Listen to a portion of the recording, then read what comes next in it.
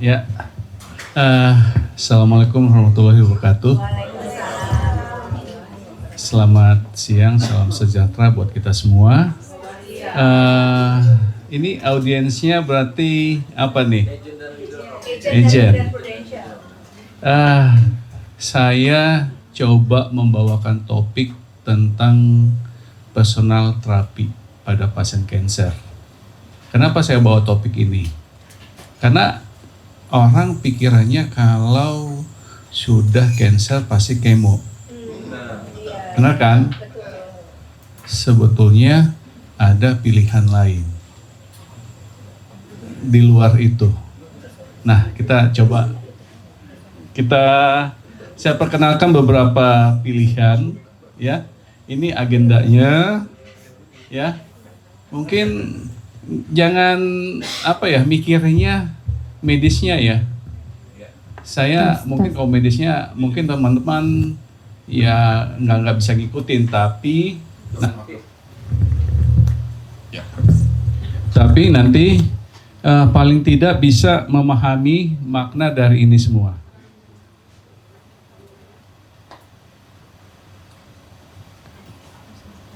Ini apa sih yang namanya terapi personal?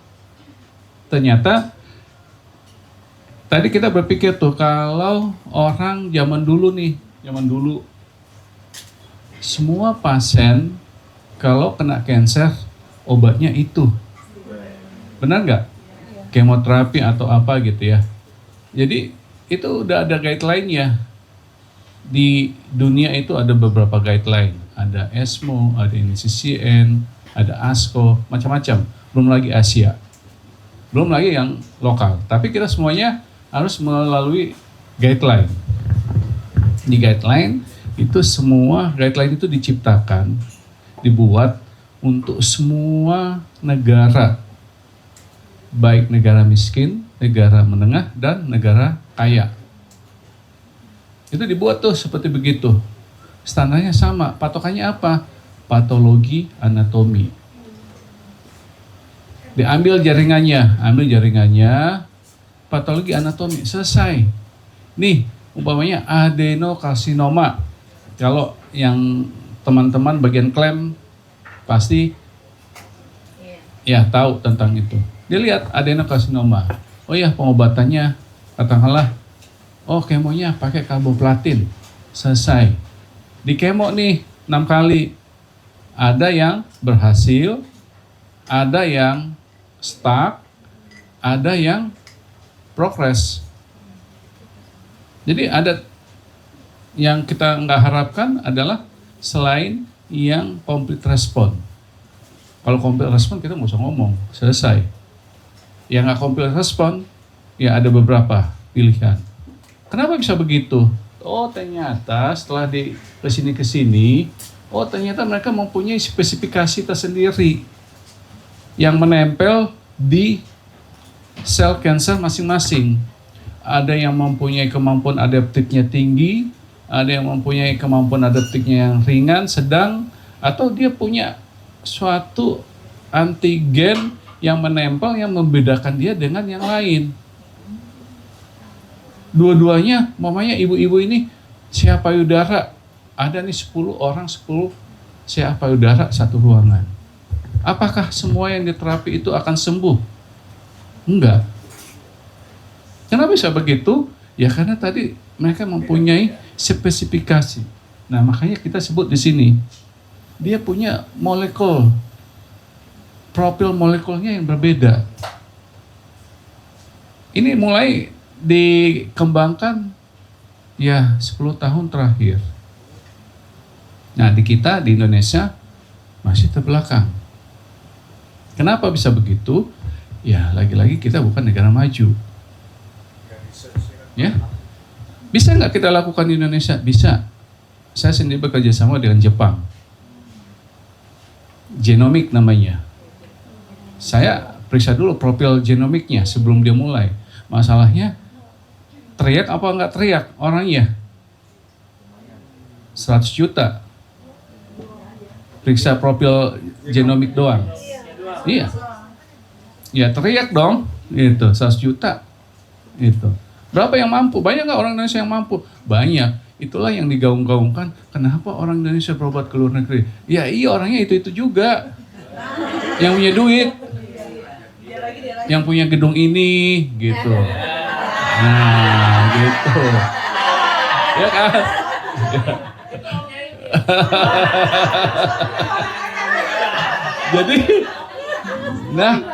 Jadi, ya begitulah kondisinya. Kita mampu nggak gitu melakukan itu? Dokter-dokternya bisa nggak? Bisa. Tapi balik lagi, sekarang sudah agak lebih banyak ya. Kebetulan saya sebagai konsultan juga di asuransi, umpamanya ada kasus-kasus tentang hematologi atau onkologi, ada yang ya nanti biasanya teman-teman mengkonsulkan ke saya, case per case, ya untuk klaim. Jadi nanti saya akan jawab, ini rasional atau tidak rasional, pandangan saya apa yang bisa kita rekomendasikan. Tapi semuanya best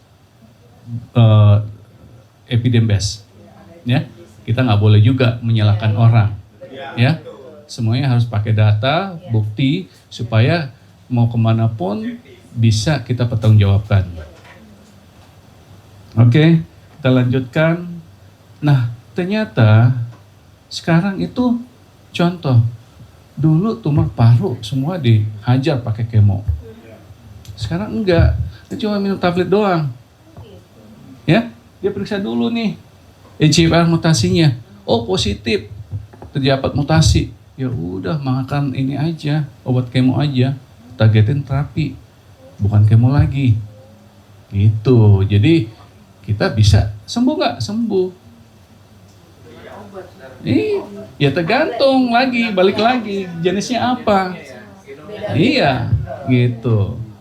Nah, kita namanya personalized therapy. Jadi nggak boleh lagi sama ditembak pukul rata semuanya. Gitu. Ya, jadi kita apa nih? Ya ini kan periksa ini berapa duit? Periksa begitu aja 17 juta. Yang ini aja, khusus paru. Ada dok di sini. Ada banyak. Gitu. Ya. Nah gitu. Jadi ternyata tujuannya personal therapy itu apa? Untuk meningkatkan efektivitas suatu pengobatan.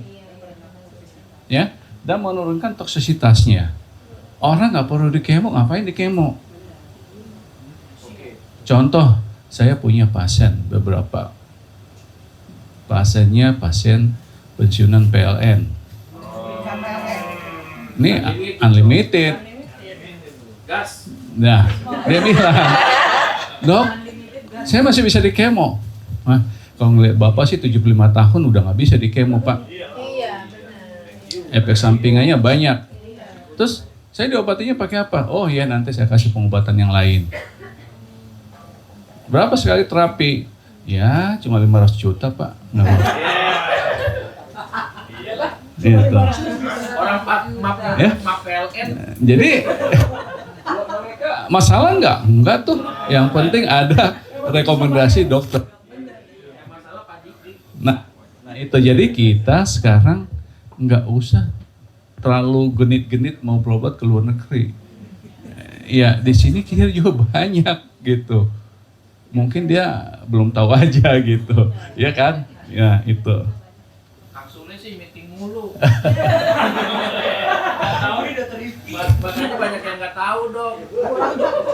Ini kurang jualan dok. Makanya Kang Sule jangan. ada ininya nggak? Ini kayak baterainya habis nih.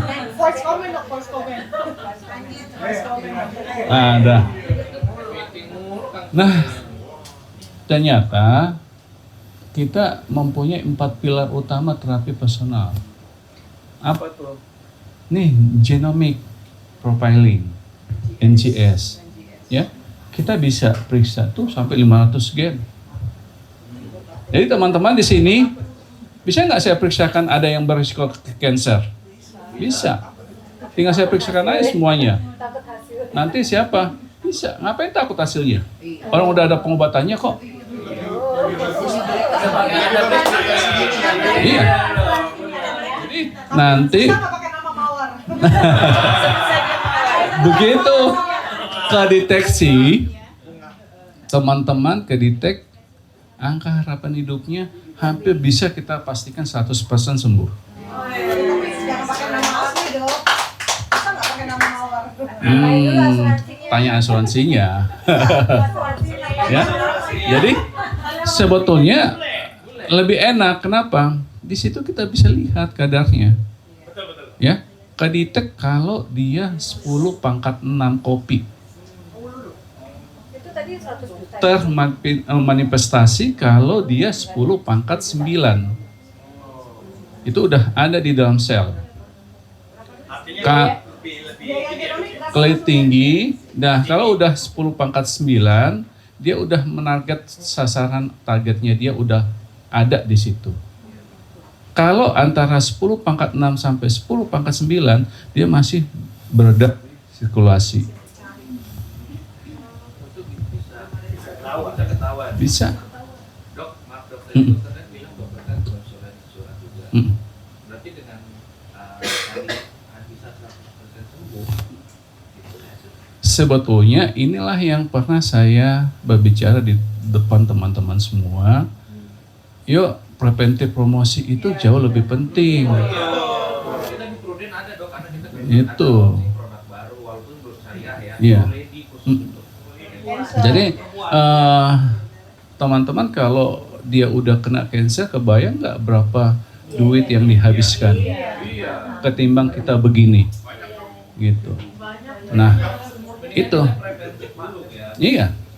Nah harusnya ini yang mesti harus kita kita galakkan di semua asuransi teman-teman. Gitu. Jadi kita nggak lagi yang namanya mengandalkan, ya udahlah nanti kalau ini, iya kalau dia satu kali tahapan itu dia bisa sembuh. Tahun lalu Prudensia 10.000 free breast Iya. cancer. Nah Itu kalau dia masuk pada lain terapi, nah siap-siap teman-teman bawa bulur itu. Dan sekarang saya mencoba membantu teman-teman. Saya kemarin pasien-pasien saya tanya, kamu benefit berapa rawat inapnya berapa? Nanti segini. Nah begitu dia sebutin segini, duitmu 200 juta. 200 juta ya kurang. Solusinya apa? Untung dia punya BPJS. Enggak, COB kan belum bisa. Gitu. Kita nggak tahu masalahnya kenapa. Mungkin saya juga dulu yang pertama kali 2018 yang mengajukan, iya, ditolak. Enggak, waktu itu saya semua penyakit. Ya. Ya, balik lagi, terpaksa kita kombinasikan dengan apa? BPJS. Oh ini di BPJS kamu ditanggung. Hanya mengcover kelebihan fasilitas rawat inap. Ya, naik kelas dari kelas 1 ke VIP itu selisihnya dipakai, boleh. Gitu. Tapi bukan untuk pengobatan. Hanya fasilitas. Pengobatan belum. Gitu. Ya. Jadi apa yang masih harus dilakukan? Iya, kalau kayak saya dokternya bisa menghitung. Kalau yang lain ngapain, bukan urusan gua. Iya. Jadi kita bisa berikan, oh kamu segini perawatannya, udah deh kamu pakai yang ini rawat pakai insuran, yang ini pakai BPJS. Kombinasi, ya kan? Jadi bisa kita anjurkan itu. Oh rawat inapmu, rawat jalannya berapa nih? Segini. Kita bisa. Oh ya udah deh, nanti pemeriksaan laboratoriumnya pakai BPJS aja deh. Ngurang-ngurangin, itu ya. Kenapa kalau kita hantam terus habis, stres juga dia. Habis itu bukannya apa? Kankernya bukannya sembuh. Ya, dia mati karena stres.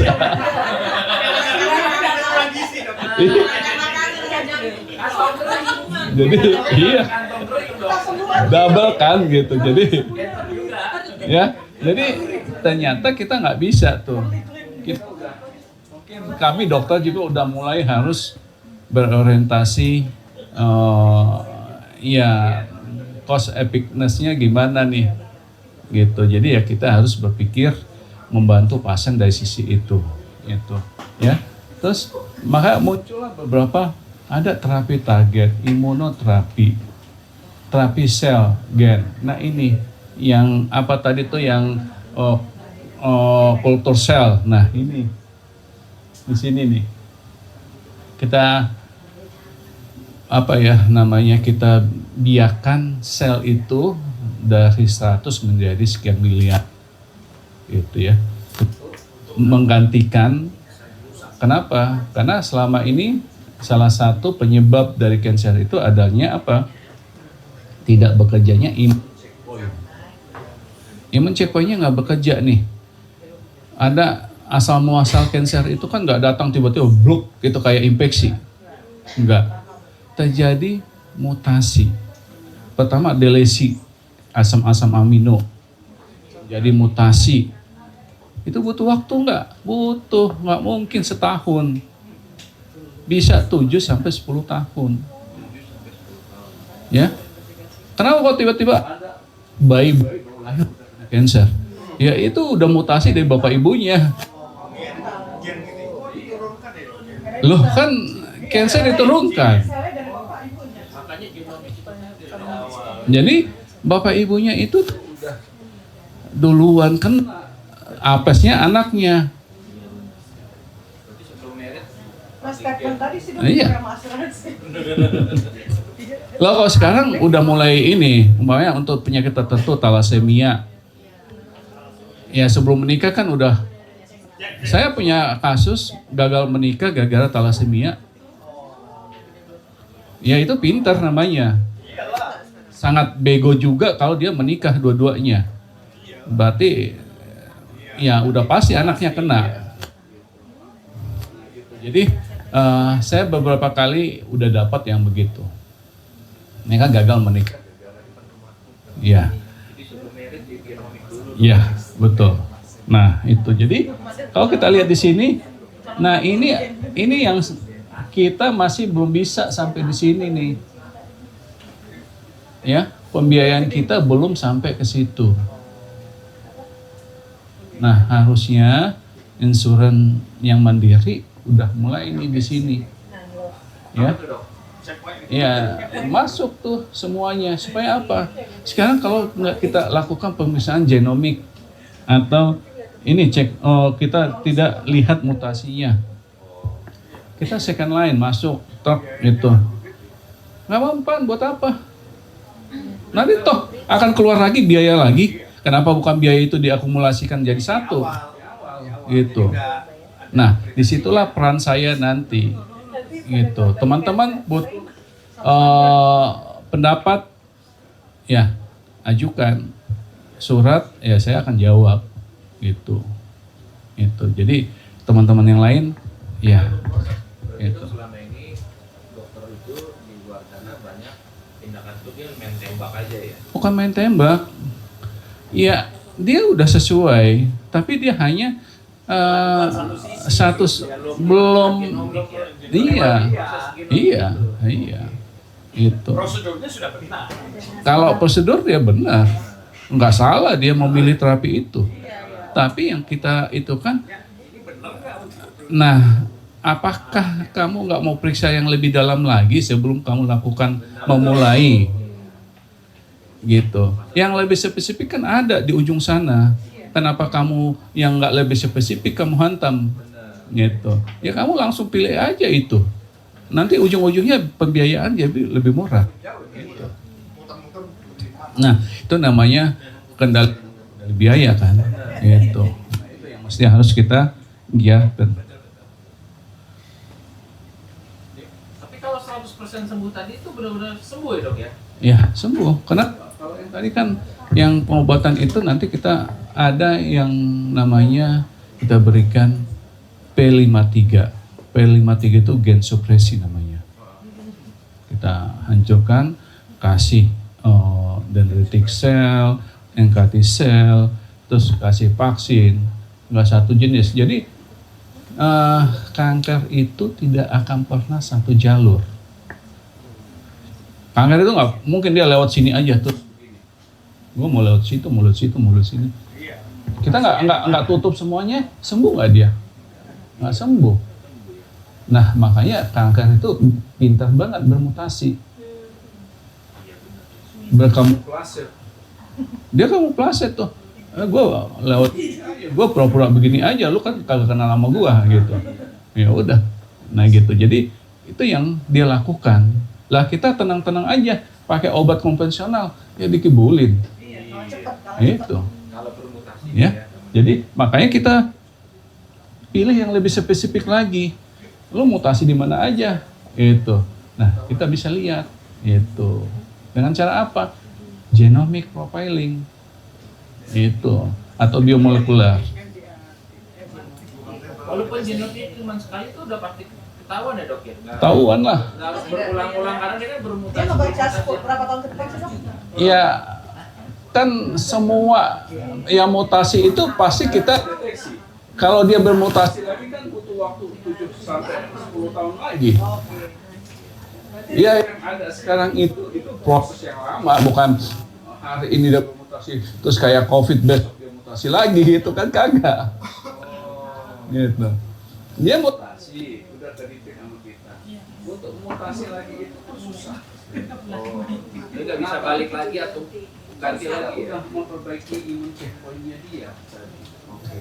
Udah dia bisa bekerja dengan apa sebenarnya imunoterapi tadi. Gitu. Ini biomarker testing yang terkini ya. Nah ini kita NGS di Indonesia aja kayaknya baru ada Dalmais ya, sama di Kalgen ya ada, ya sekarang udah ada kurang lebih 5 lah NGS ya. Tadinya nggak ada di kita NGS. Singapura ya. Nah ini liquid biopsi, ctDNA, ya, AI patologi itu kita lebih cepat. Kalau kemarin orang baca patologi anatomi paling cepat seminggu. Ini enggak, hitungan jam-jaman. Iya, itu. Jadi kita bisa lebih cepat itu. Ya. Di RFD ada dok? Saya dulu udah itu ya, saya udah pernah bawa AI patologi. Nggak tahu udah dimasukin apa belum gitu. Saya udah pernah bawa. Hah? Oh ada. Ya. Ada dok. Ya. Ada. Nah, ya semuanya ini molekul respon ya. Ini juga kita udah bisa lakukan.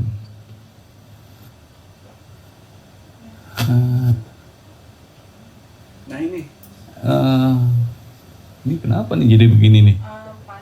Adek. Nanti di ini. Ini tadi kita ini ya. Next. Ini udah next tapi. Nah, ini baterainya nih biasanya. Nah, ini mutasi-mutasi yang kita cari nih, ya. Kalau pada paru, kiras, pada payudara, HER2, kolon, paru, melanoma, BRAF, ya, semuanya. Ini kalau udah kita temukan ini obatnya ini. Jadi lebih spesifik. Berarti kalau lebih spesifik, berarti tingkat kesembuhannya itu jauh lebih besar ketimbang yang enggak. Itu. Ininya di mana? Ininya. Sono. Oke. Jangan balik yang tadi yang terus. Lagi. Yang tadi deh balik lagi, Mas. Sorry. Ini yang satu lagi udah belum tadi? Oh ini udah. Ya next ya oke. Nah ternyata tidak semua imunoterapi itu juga cocok. Tidak semua. Ya kita harus lihat satu case per case ya. Nah kalau ini PD-L1 positif ini untuk kanker paru ya. Nah ini CA kolon ya. Ya ini kombinasi ternyata kita harus ada yang enggak satu nih, harus mengkombinasi dengan targeted terapi, imunoterapi, imunosel terapi, semuanya kita kombinasikan modalitas yang ada kita keluarkan.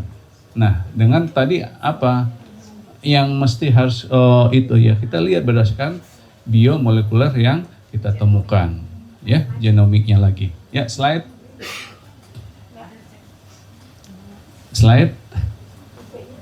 Nah, ternyata antibody drug conjugate itu ya kita sebut bom yang pintar karena dia bisa membasmi sel-sel kansernya. Ya. Ya ini kita bisa lihat di sini. Orang CA payudara HER2 positif. Enggak dikasih transosumab. Sembuh enggak? Enggak sembuh. Itulah yang dialami oleh kebanyakan kita di Indonesia. Kenapa? Di kemo doang. Ya kan? Nggak ada obat-obatan yang lebih targeted terapi. Alhasil apa? Nanti relapse atau progresif. Gitu, ya. Jadi ini semuanya. Ada nggak semua juga di Indonesia ini sampai begini? Nggak semua juga ada di kita. Ya, nggak semua ada. Kenapa nggak semua ada? Ya, kita baru masuk ya negara ya. Itu obat Jerman atau Mau obat mana apapun. Indeks ekonomi masih. Kita kan obat-obatan itu sesuaikan dengan kapita dari suatu negara. Ya, jadi nanti kalau mau ini belum tentu. Nanti kita mau impor nggak bisa, nggak ada izin edarnya. Kan harus kita POM dulu. Kita pakai di sini, ya dituntut kitanya. Ya, nah itu hal-hal itulah yang membuat kita keterbatasan. Kenapa bisa begitu? Ya macam-macam, mulai dari politik, birokrasi, nah gitu. Nah mungkin orang-orang yang seperti beginilah yang lolos ke luar negeri. Nah gitu. Jadi kenapa mereka ke sana? Gak banyak sih. Orang yang berobat ke luar negeri itu cuma 1% dari penduduk Indonesia. 99% masih stay di Indonesia. Tapi yang 1% itu menghabiskan berapa? 200 triliun per tahun. Ya. Nah, jadi gitu. Ya. Nah, sebetulnya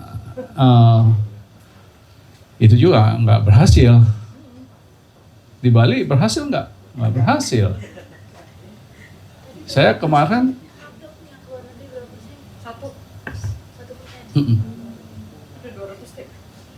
nah, sekarang dibikin KEK semua.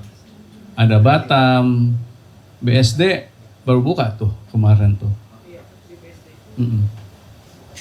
KEK tentang kesehatan. Saya kebetulan diajak juga gabung ke sana.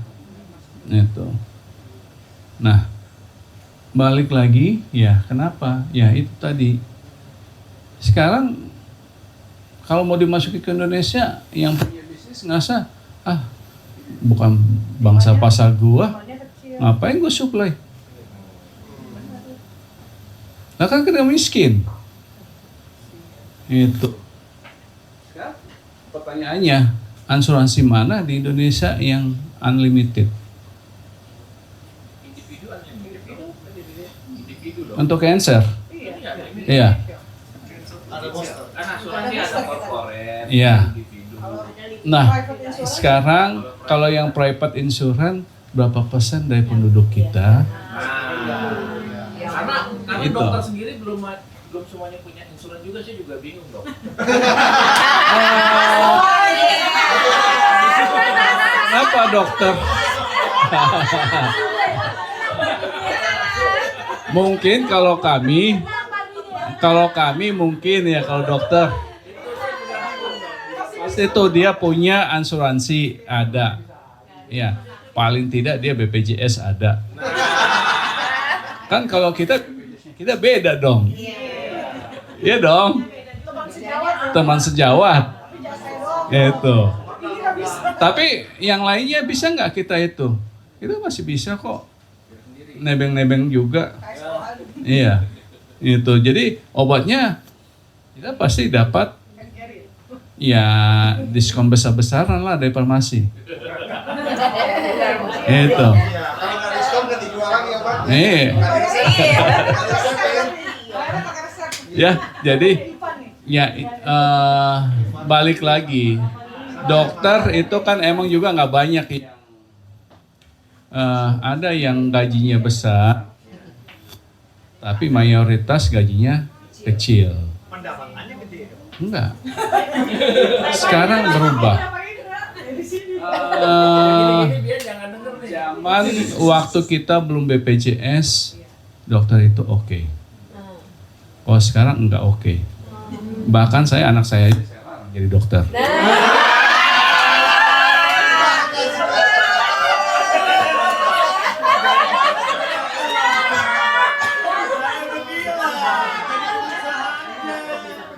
Jadi dokter kayak saya begini 16 tahun untuk menghasilkan kayak saya 16 tahun. Berapa investasinya? Mendingan kita sekolahin anak kita ke teknik cepat. Ya kan? Tidak. Dokter itu saya juga bingung. Saya bingung. Kenapa sih orang suka banget jadi dokter? Saya kan dosen. Sampai kemarin saya konsultan pendirian Fakultas Kedokteran juga sama rumah sakit kan. Saya kemarin dipanggil untuk mendirikan Fakultas Kedokteran di UNJ. Oh iya, di Jakarta dok. Ya. Belum ya. Kok bisa ya orang itu mau jadi dokter? Saya selalu berpikir tuh. Loh, kalau zaman dulu beda. Saya bilang, kenapa? Iya. Agent banyak. Itu saking nggak tahu lagi mau ngapain. Gitu. Ya kan? Jadi kenapa jadi mau jadi dokter? Saya bilang gitu. Kamu tahu nggak?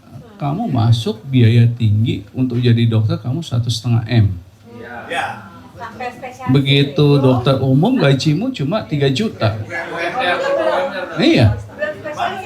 Berapa puluh tahun lo bisa mengambil balikin duit lo? Iya. Saya selalu begitu. Masuk spesialis susah, saingannya banyak. Spesialis doang nggak cukup. Kalau di DKI harus sub. Iya. Makanya 16 tahun, Bu. 1,5 M itu dokter umum doang. Itu. Jadi gimana kita mau bisa ikut asuransi kalau kayak begitu? Ya, kenapa? Karena penghasilannya nggak seberapa gitu. Jadi ya tantangannya kan gitu.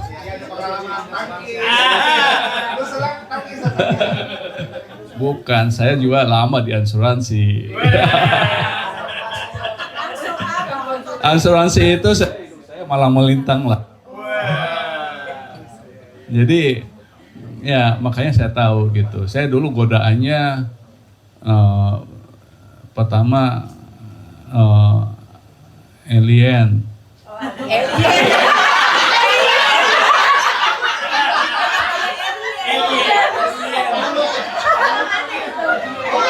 Itu yang pertama kali mau ngambil saya zaman dulu.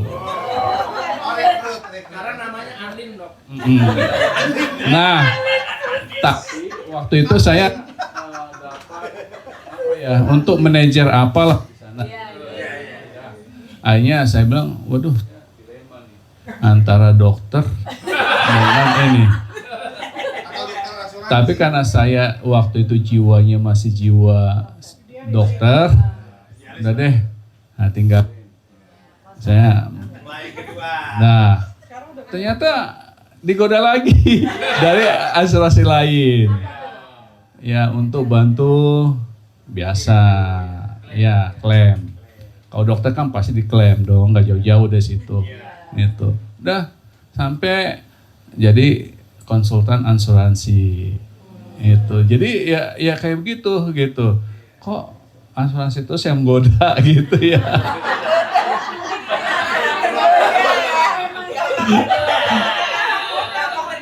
Ya, nah gitu. Tapi saya senang bersyukur kenapa? Ternyata apa ya menambah pengalaman hidup. Ya, saya nikmatin aja. Oh ternyata ya ini ya senangnya kenapa? Beda dengan teman-teman. Kan nggak ada yang dimintain pendapat untuk suatu kasus. Gitu. Walaupun sebetulnya rada takut juga kadang. Kalau menggagalkan klaimnya orang. Kalau dulu bukan cancer aja yang saya jawab. Serangan jantung, mau klaimnya 3 miliar. Gagal. Aduh, gue dikejar-kejar nggak nih sama orangnya gitu ya.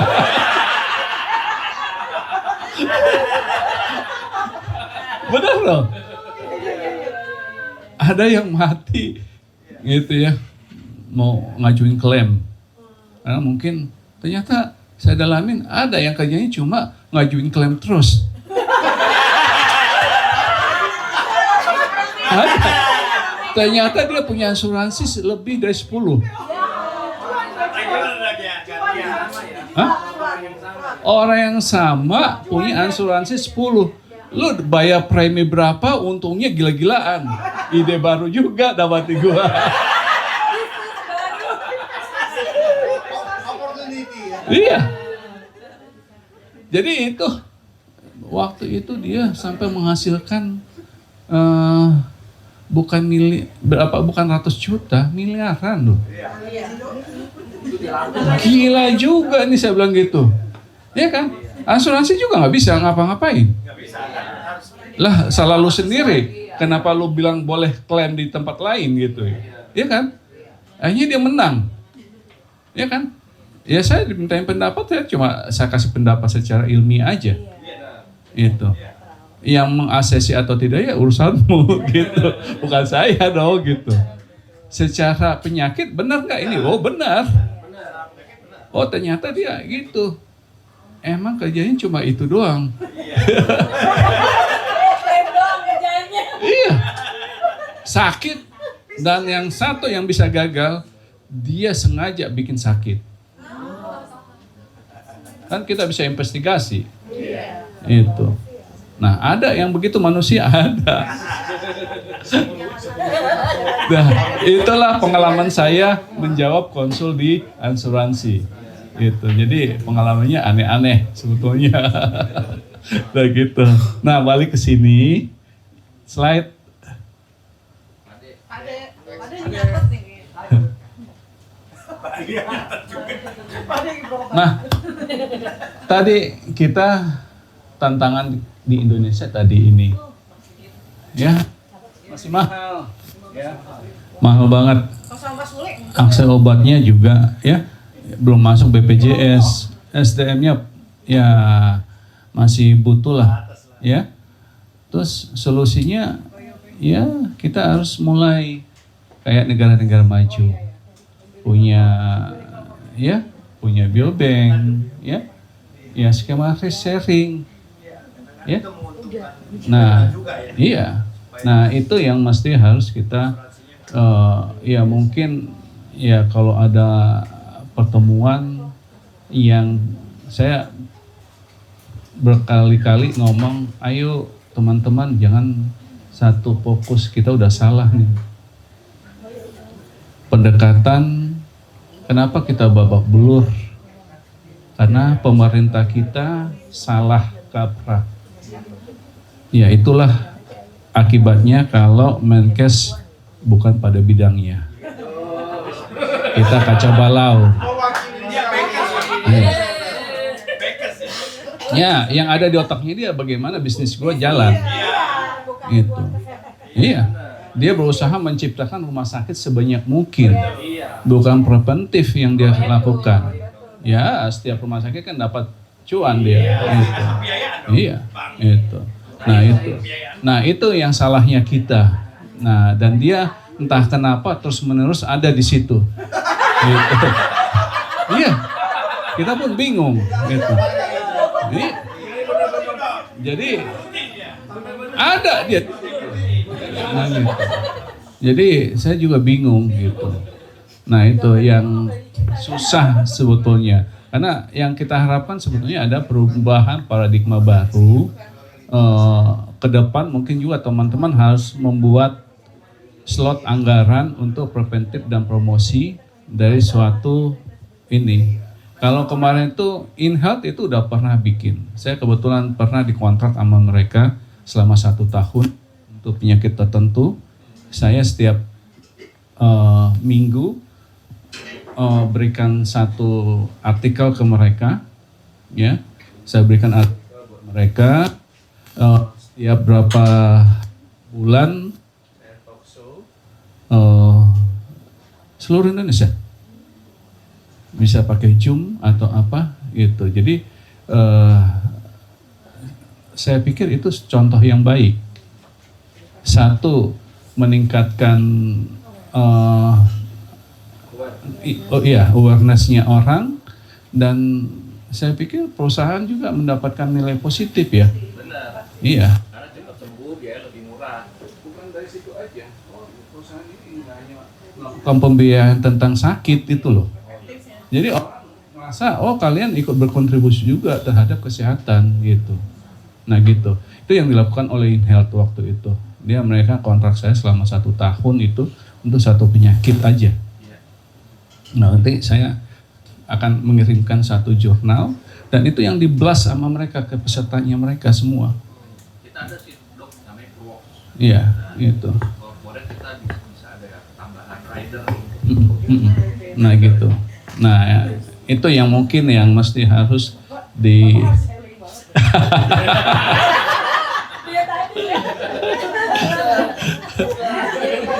nggak apa-apa.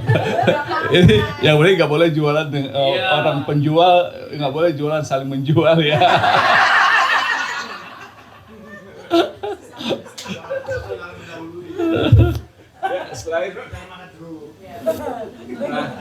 Ini adalah dampak jangka panjangnya, baik untuk pasien dan untuk pelayanan. Ya, kita harus berpikir sekarang nih, bagaimana nih meningkatkan ini semua. Ternyata yang tadi, kalau kita buat pengobatan itu secara personal, ya, secara presisi, ya, ini ternyata jauh cost efisien, ya, mutunya, terus layanannya, terus dia keikutsertanya, dia ngerasa terlibatkan. Kalau keputusan itu nggak hanya diambil sepihak oleh dokter. Ini kan kita berdiskusi. Ini loh guideline-nya ini. Kalau ini begini. You ambil keputusan sendiri, bukan dokternya yang ambil. Gitu. Jadi kita ya kolaborasi atau kerjasama antara pasien, dokter dan keluarga itu tercipta di sini. Jadi nggak ada datang ke dokter terus berobat terus dokternya yang ini terus pasiennya kayak patung aja gitu, nggak bisa. Sekarang saya udah di praktek saya pasti saya akan komunikasikan begitu. Ya kamu mau yang mana gitu. Orang-orang udah makin kritis juga kok sekarang. Iya, dok. Iya. Iya. AI sekarang udah banyak kok, tinggal lebih pintar daripada. Iya kan? Gitu. Private console. Iya kan? Ya, jadi kita udah harus melangkah ke sini kalau kita pingin ini ya, pingin maju ya. Gitu. Jadi ya kita masuk ke sini. Itu. Slide. Nah, kesimpulannya apa? Masa depan kita adalah personal terapi, bukan konvensional terapi. Ya. Kalau dulu dites baru diobatin, ya. Kombinasi terapi target ini segala macam ya, monitoring pakai CT DNA, kolaborasi multidisiplin tim itu wajib. Nah, nanti mungkin teman-teman juga harus mencari rumah sakit yang sudah menganut multidisiplin tim. Secara evidence, kalau kita lakukan penelitian, orang yang rumah sakit yang sudah terintegrasi dengan multidisiplin tim itu jauh lebih baik ketimbang yang tidak multidisiplin tim. Itu multidisiplin tim itu tuh ada timnya. Itu satu, itu gerombolan nggak satu dokter. Itu, iya, itu bukan lebih mahal. Jadi Lebih terarah itu. lebih terarah kecepatan. Apa multidisiplin timnya itu sudah ada time-nya. Itu PA-nya, makanya nanti ditanya, PA di sini berapa lama? 2 minggu. Lah, gua nungguin 2 minggu ngapain? Iya betul. Ya kan? Kalau ya kita sih pakai AI. Oh, gua demen nih. 1 hari selesai diagnosis. Iya. Besok terapi. Itu yang saya lakukan percepatan. Saya kalau lama-lama saya juga emosi. Bebannya ke kita. Gue datang gitu lagi. Iya kan? Nanti tanya, kapan dok? Gue iya kan? Iya kan? Kita nungguin hasil. Jadi kita malas gitu. Jadi kalau dia udah multidisiplin tim, ya kita enak, cepat kerjanya. Nah, itu yang dilakukan di center-center yang sudah maju. Betul. Ya, multidisiplin tim itulah yang dilakukan sehingga dari sisi pembiayaan jauh lebih efektif, lebih rendah. Tingkat kepuasan akan tercapai. Gitu. Masalah nanti outputnya itu, kalau itu emang, kan nggak semua harus penyakit itu harus sembuh. Kalau paliatif, ya emang paliatif gitu. Kalau udah terminal, masa iya? Kita kan bukan Tuhan. Iya betul. Kalau hidup terus manusia, pusing kita. Gitu. Ya penuh, iya kan? Sekarang aja udah penuh dok. Ini yang ada yang cek mobil. Iya. Banyak ini gitu. Iya, jadi iya kan berganti-ganti aja lah gitu. Jadi, nah itu jadi kita bukan hanya lagi sekarang questionnya itu hanya sekedar mengobatin, enggak. Kita nggak hanya mengobatin aja. Jadi bukan mengobatin tumornya saja sekarang. Sekarang kita coba berpikir kalau orang sakit di Indonesia itu di kita ya.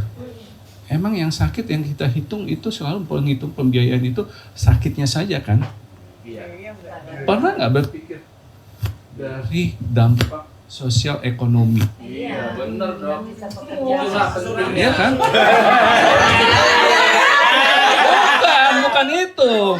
Bukan itu. Orang satu sakit, yang pasiennya bukan keluarganya. Di situ ada keluarga, dia izin, kena potong dan segala macam. Nah itu yang mesti pikir. Jadi sekarang bagaimana kita berpikir secara holistik kalau orang sakit itu akan ya yang sakit itu bukan satu orang tapi family itu. Jadi tidak hanya asuransi kesehatan penting ya dok. Iya. Medis juga Usahanya. Mas, Ya, jadi itu DJ dong. Slide.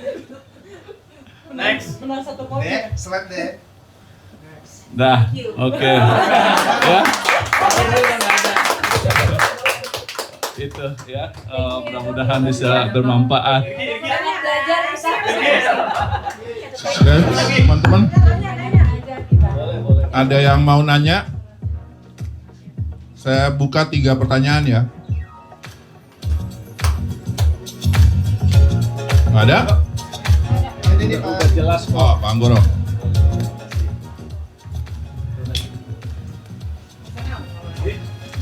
Assalamualaikum warahmatullahi wabarakatuh, Dr. Salman. Alhamdulillah, memang di dunia kedokteran juga kebanyakan memang ada politik juga ya. Karena selama ini juga saya pernah di Bea Cukai Pak Dokter. Ya. Jadi pada saat teknologi di sana udah lama banget.